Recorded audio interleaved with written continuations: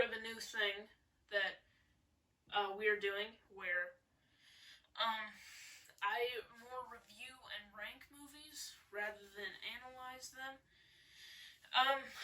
This is what I've always wanted to do. This is what I've been inspired to do. I was inspired to do this channel by YouTubers like Cinemassacre and Cody Leach and the Maniacal Cinephile and Dave McCrae. Which, if you haven't checked out those channels, I highly recommend them. They're great horror channels, and they've been a huge inspiration to me. So yeah, let's just jump into the review. Today I'm gonna be reviewing the immortal classic John Carpenter's Halloween. Let's get into it. Now, what can you really say about this movie that hasn't already been said? It's a fantastic movie. So, let's just start from the beginning, and let's work our way up. So, the beginning. Absolutely. Well, let's start with the opening credits. The opening credits are perfect. They set the perfect mood. It's a black background, orange letters, with nothing but a jack-o'-lantern. And John Carpenter's amazing score plays over this scene that just sets the mood for the entire movie. It's genius. It's absolutely genius. And then we move into the beginning scene. This scene is amazing. Basically what it is Michael Myers comes in from off the street, comes into his house, takes a knife, murders his sister, and all from the POV of the killer with the one shot. With the one shot. It's great.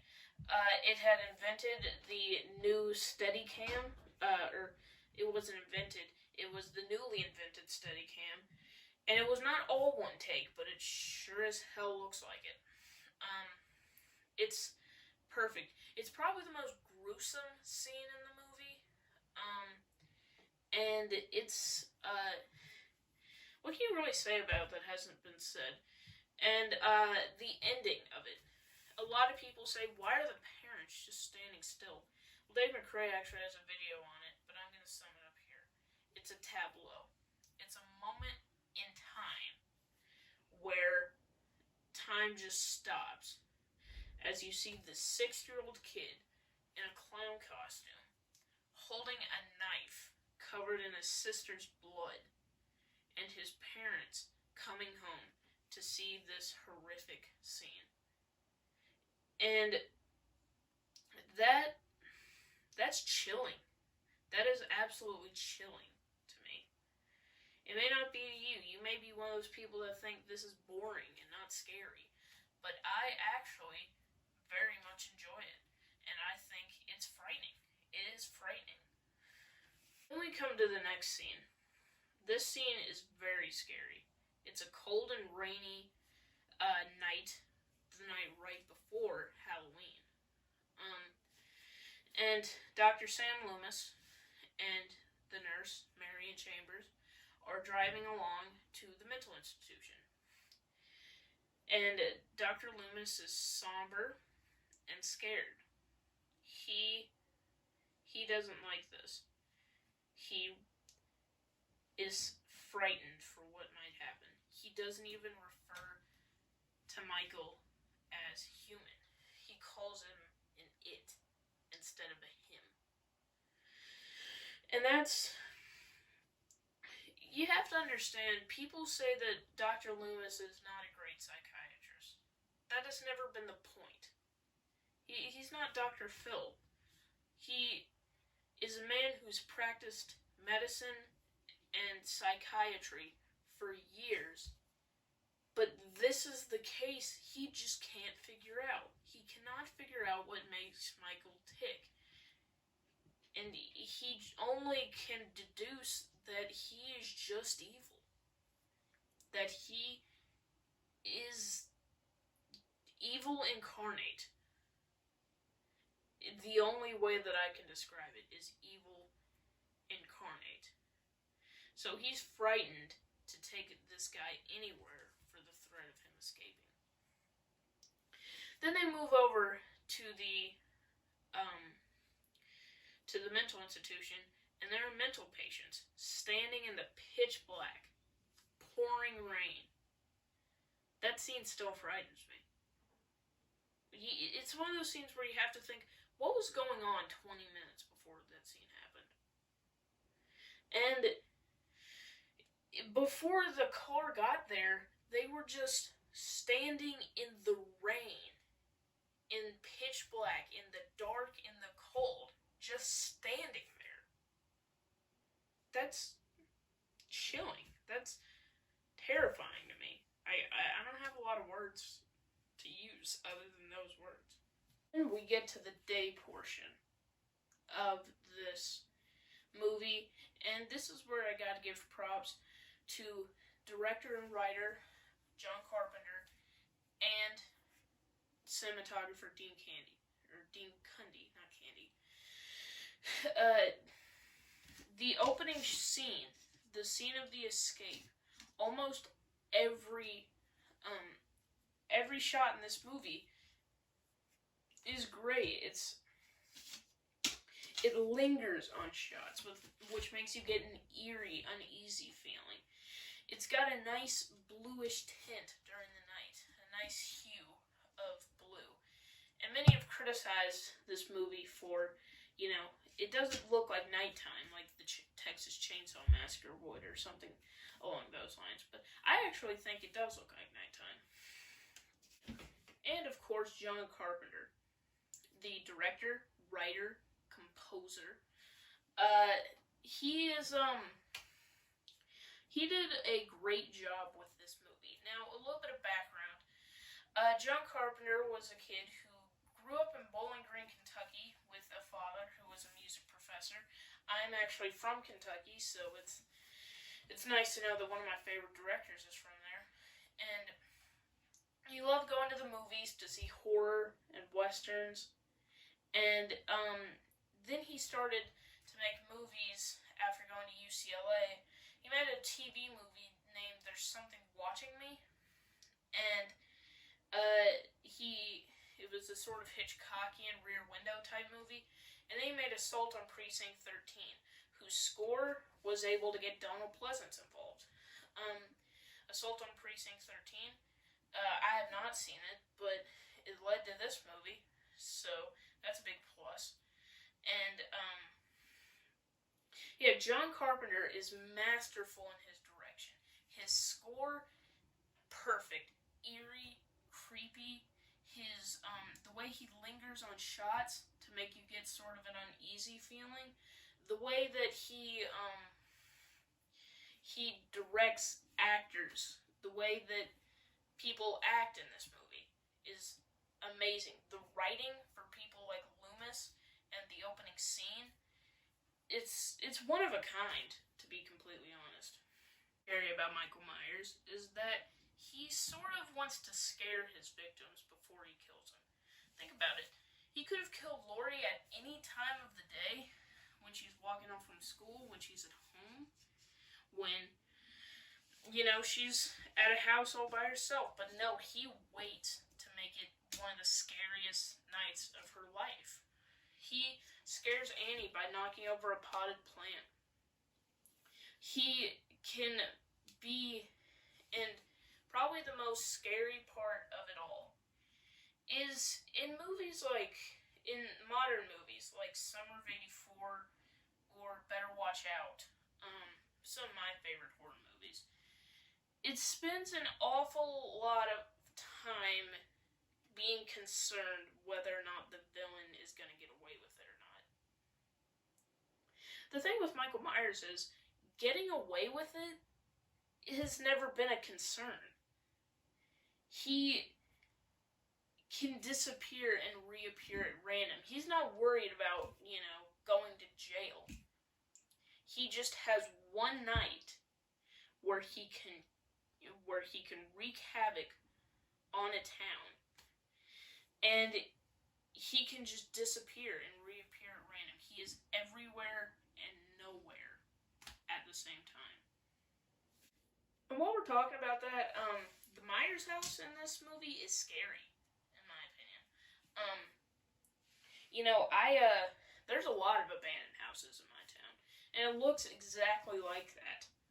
Like, the type of house that it is, a wartime house.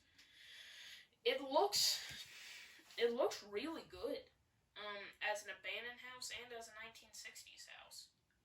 So yeah, I can vouch for those kinds of houses existing in this area of the country, and it looks real. It looks like a real abandoned house. That's probably because it was one. They found an abandoned house, filmed all the Myers house scenes in there, and then fixed it up for the first scene, which they shot last. Great irony there. Let's talk about Lori. I love Jamie Lee Curtis in her first role as Lori in this movie. It's really, she's a really great character. You like her. She's smart. She's resourceful.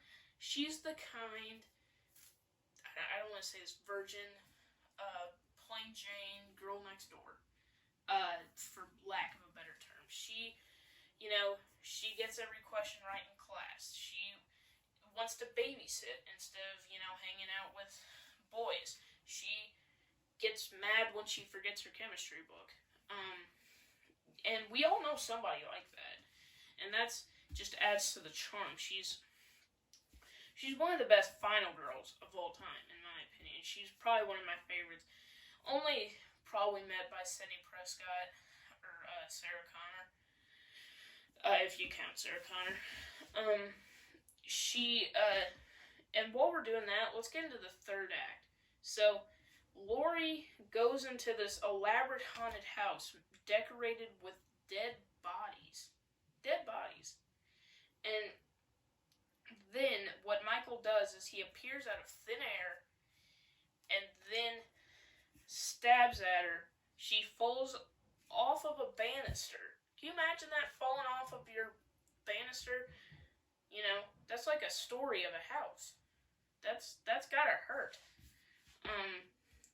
And then we get that excellent shot of him coming down the stairs and the light going, in between on his face. And then he's one step ahead of her by blocking the back door.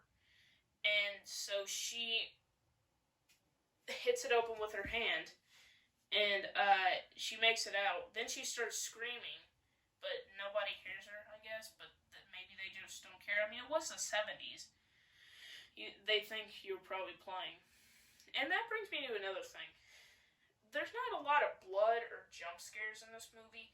It's more of a suspenseful and tense movie, which is something I put a really high price on. You don't need jump scares to be scary, because they force you to be scary. You literally have no other choice. It's a primal thing to jump when you hear a loud noise and a flashy image. And people act like there's no blood in this movie. I mean, there's a little bit of blood. I mean, Jamie Lee Curtis has some blood on her hands and on her arm, and, there's some blood on the victims, just a little bit. But, I mean, like, he slit one of their throats. Like, there should be blood everywhere. But, no, there's not. But I digress. So, then, she gets back to the house after, and I love when Michael walks from house to house. He's slowly taking his time. He's not walking at a snail's pace like Jason, as one would say. He knows that he'll get there soon enough, so he's just taking his time.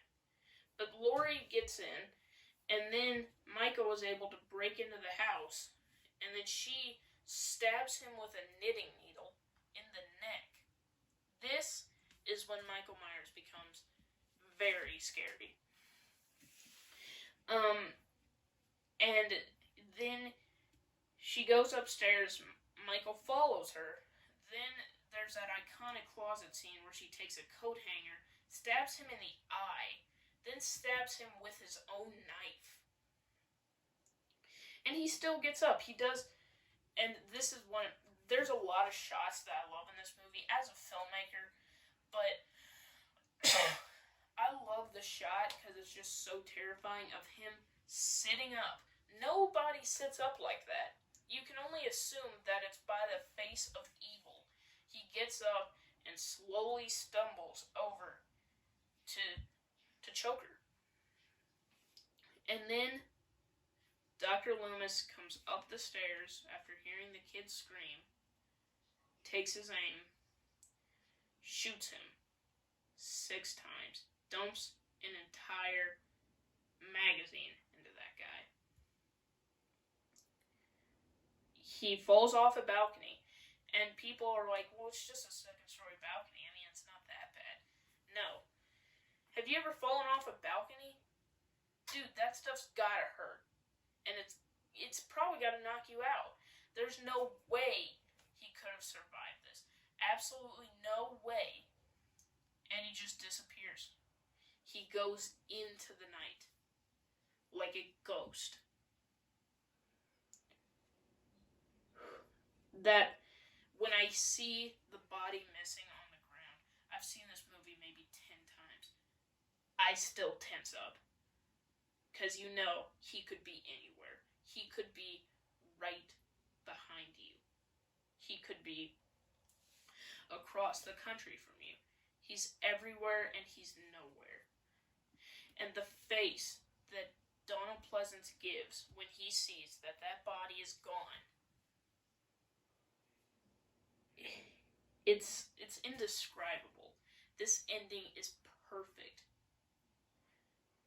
Perfect. He looks so fearful, so terror-filled.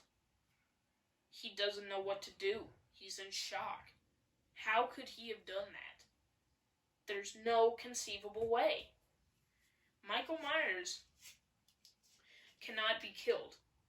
Michael Myers not only is the face of evil, he is evil. Michael, as long as evil exists, Michael Myers does too. And that's scary to me. That he cannot die. He is just this embodiment of evil. He's got some supernatural quality to him. Maybe he's a little supernatural, maybe he's a lot, maybe he's just human, or maybe he's all supernatural. You don't know. He is a blank canvas. And later movies try to give him motivation as to why he did what he did, but this movie was perfect in having him be motiveless. Just attacking at random to the point where you could think, he'll come for me. He could come into my house and kill me. That's how scary he is.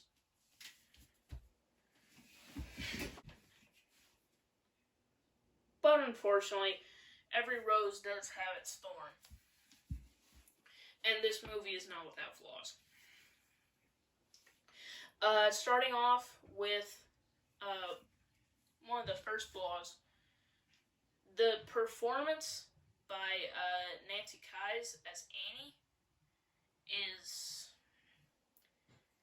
I just don't like it.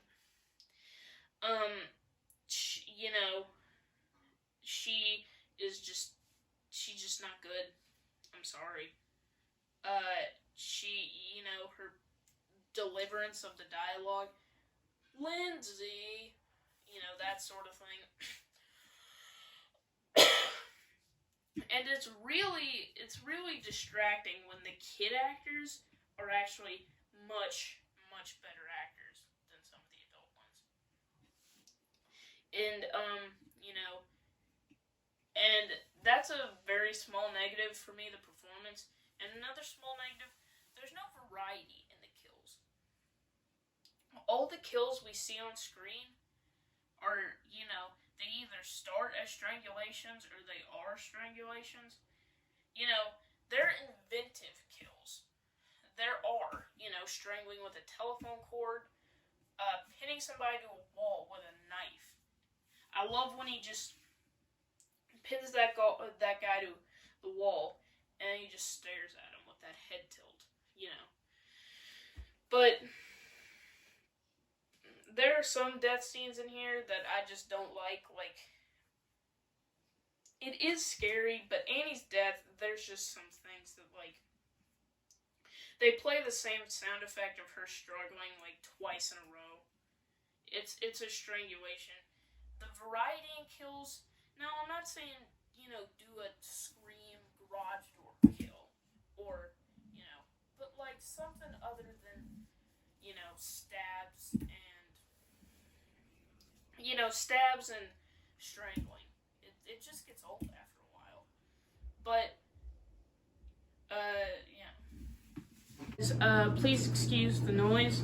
I just got out of the shower, and, I, forgot to mention one thing. So, a lot of people have gotten mad that this movie has been touted the first slasher. And when things like Psycho, Babe Blood, and Texas Chainsaw and Black Christmas had come before it. But the thing about that is, we probably wouldn't have the slasher genre if it weren't for this movie, because this movie is what inspired a lot of the slasher genre. They were essentially trying to make Halloween ripoffs. That's why they made Friday the 13th as a Halloween ripoff, and then that kind of ignited the flame. Yes, Texas Chainsaw and Black Christmas came before it, but this, they, for lack of a better word, walked so Halloween could run. And that's just all I had. Back to the normal review. But anyway, guys, my final thoughts is John Carpenter's original Halloween is a masterpiece in every meaning of the word. Many will say it's overrated and boring. I am not one of them. I think this movie is a masterpiece, a masterclass in suspense and tension, a masterclass in cinematography. Michael Myers is terrifying in this. Donald Pleasance and Jamie Lee Curtis are amazing in this movie. The mythology of it, the history, the ideas in this movie, it's all perfect. There's some small little things that really kind of bug me a little bit, but other than that, I really love this movie. So I highly recommend it this Halloween, and I will give it a 4.5 out of 5 stars.